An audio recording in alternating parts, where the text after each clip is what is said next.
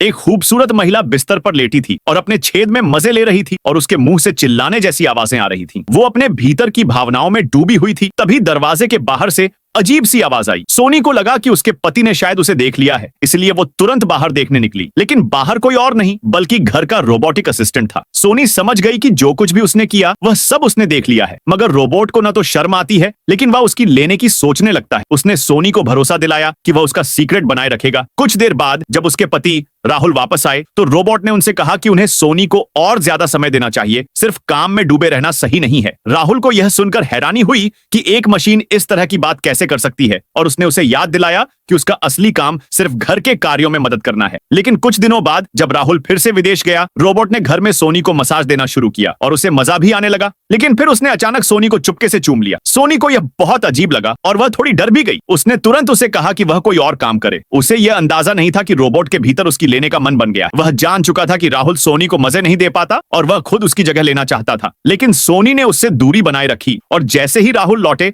उसने उन्हें सब कुछ बता दिया। अंत में राहुल ने इस बात को गंभीरता से लिया और रोबोट को पूरी तरह से नष्ट कर दिया।